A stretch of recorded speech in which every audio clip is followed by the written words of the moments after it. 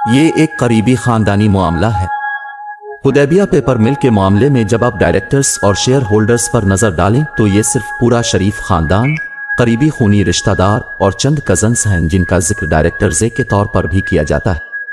Ramzan sugar mill की share holding पर नजर डालें तो आपको अंदाजा होता है कि उसे चीफ एग्जीक्यूटिव ऑफिसर जनाब हमजा शहबाज चला रहे हैं। शहबाज शरीफ नवाज शरीफ के छोटे भाई हैं। वो पंजाब असेंबली के रहनुमा थे जबकि उनके भाई वजीर आजम थे। उन पर शरीफ खानदान की मलकियत वाली कंपनी रमजान शुगर मिल के जरिए 10 करोड़ डॉलर की मनी लॉन्ड्रिंग का इल्जाम है। उन कम तनख्वाह वाले मुलाजिमीन के नाम पर अकाउंट खोले गए जो मत में नहीं आते। इन अकाउंट्स में पैसे जमा होते थे और आखिरकार वो हमजा, शहबाज शरीफ, सुलेमान, शहबाज शरीफ और खुद शहबाज शरीफ के अकाउंट्स में जमा हो जाते थे। दरअसल ये फाइलें जो आप यहाँ देखते हैं इसमें नाम दिए जाते हैं, ये बैंकिंग दस्तावेजात देते हैं, चालान देते हैं, वो सब कुछ जो उन तमाम बैंकिंग रिकॉर्ड्स में दर्ज है कम उजरत वाले मुलाजमीन के नाम देते हैं। यहाँ एक मिसाल है, आप उसे देखें जनाब मसूद अनवर, वो उसे जनाब शहबाज शरीफ के नाम पर जमा करा रहे हैं। ये 1.6 मिलियन रुपए है। ये रकम हबीब बैंक ऑफ पाकिस्तान में 26 अप्रैल 2017 को जमा कराई गई थी जब शहबाज शरीफ वजीर आला थे। ये 13 मई 2016 को मियां मोहम्मद शहबाज शरीफ के नाम पर 6 लाख रुपए की एक और रकम है। जनाब मसूद अनवर के अकाउंट में 52,451 रुपए जमा कराए गए। 1 करोड़ रुपए और 90 लाख रुपए मसूद अनवर ने मिस्टर शहबाज शरीफ के अकाउंट में जमा करवाए। अब आप पूछ सकते हैं कि मसूद अनवर कौन है?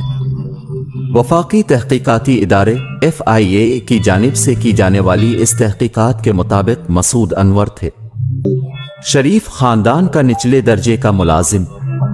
आपके अपने खानदान का रुकन वजीर खजाना है और आपका दूसरा भाई वजीर आजम है। लिहाजा इस वक्त पूरी बैंकिंग चीन उनकी सहूलत के लिए मौजूद थी और मैं तहकीकात में शामिल एक जराए से बात कर रहा था। चूंकि एक बार जब उन्होंने बैंकरों से पूछा कि ये उनकी नाक के नीचे कैसे हो रहा है और उन्होंने इन तमाम सरगर्मियों को क्यों नहीं रोका, तो उन्होंने कहा कि लोग बंदूक बरदारों के साथ बैंकों में आते थे और एक खातून तफ्तीशकारों ने कहा कि वो एक बैंकिंग अफसर को रो रही थी कि हम क्या कर सकते थे। बैंक मैनेजर्स को बैंक के आला ओहदेदारों का फोन आता था। बैंक खुद शरीफ खानदान की करप्शन पर पर्दा डालने के इस गठजोड़ का हिस्सा थे।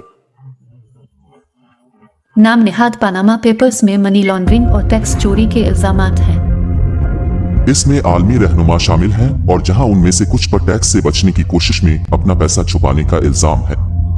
ये पाकिस्तान के लोगों के लिए हैरत की बात थी क्योंकि ये बैन अलअक़वामी सतह पर सामने आया था। इसकी साख बहुत ज्यादा थी क्योंकि इससे पहले कई सालों से शरीफ खानदान इस खबर को इस्तेमाल करता रहा है कि उनके खिलाफ ये तमाम इल्जामात सियासी मुहर्रिकात पर मबनी है।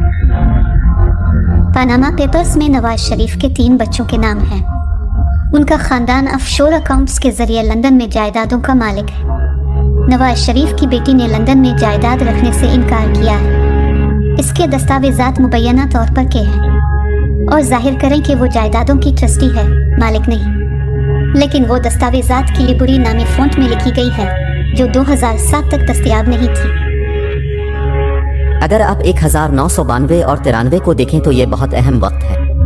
मरियम के असासों में 21 गना इजाफा हुआ है और 1 साल में इसका कोई जवाज नहीं है। आप एक कारोबार के मालिक नहीं हैं। आपके नाम से कोई कारोबार नहीं है लेकिन आपके असासे 21 गना बढ़ रहे हैं। 1992 में मरियम नवाज 19 साल की हो गईं।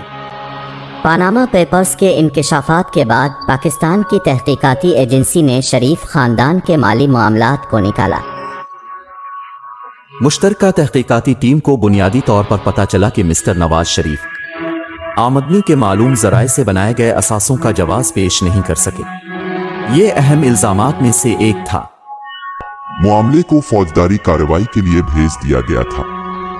फौजदारी इस्तिगासा में एक मुकदमा था जो तकरीबन 1 साल तक चलता रहा और इस मुकदमे में नवाज शरीफ की तरफ से इनकी दौलत की असल लंदन में उन 4 फील्ड फ्लैट्स की वजाहत के बारे में एक भी जवाब नहीं आया।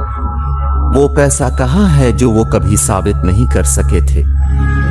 शरीफ खानदान का शुमार पाकिस्तान के अमीर तरीन अफराद में होता है, लेकिन उनकी दौलत की असलियत अभी तक एक मुअम्मा बनी हुई है।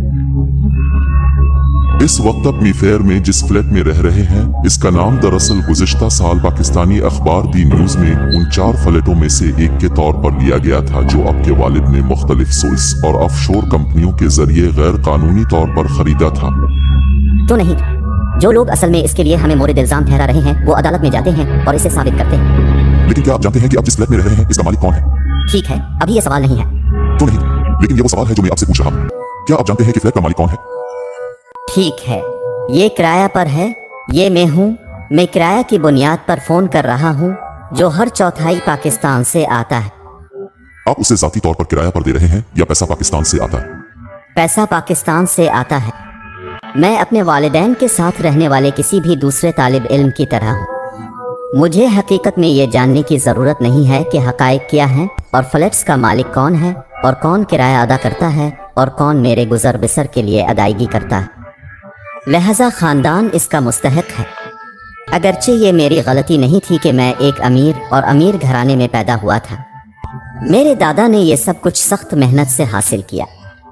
जब आप उनसे पूछेंगे कि आपको ये पैसा कहाँ से मिला, तो वो आपको आज़ादी के वक्त अपने मरहूम दादा की कहानी सुनाना शुरू कर देंगे। हम हिंदुस्तान से आए थे, हमारे पास कारोबार है। सच छोटी बात यह है कि दुनिया में ऐसा कोई कारोबार नहीं है जिसके पास मनी ट्रेल ना हो। अगर आप उनकी टेक्स्ट फाइलिंग को देखें तो ये एक बड़े सनती खानदान के तौर पर सामने नहीं आता है।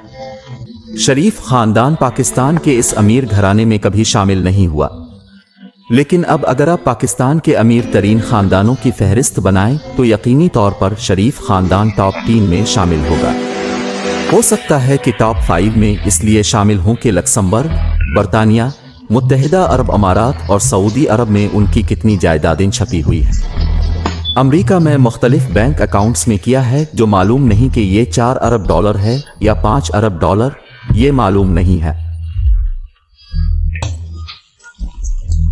दिसंबर 2018 में पनामा पेपर्स के इंकशाफात के नतीजे में नवाज शरीफ और उनकी बेटी को करप्शन के इल्जामात में 7 साल कैद की सजा सुनाई गई। नवाज शरीफ लंदन में इलाज के लिए जमानत पर हैं और लंदन से पाकिस्तान वापस आने से इनकार कर रहे हैं। नवाज शरीफ का दावा है कि उनका जवाल पाकिस्तानी फौज की साजिश है। We contacted Priti Patel MP, the Home Office Minister, to ask her why Nawaz Sharif, who had overstayed his British visitor visa by 2 years, had not been extradited from Britain. Priti Patel had been eager to deport asylum seekers during her time at the Home Office, yet she took no action against Nawaz Sharif. Priti Patel MP in the Home Office did not agree to an interview.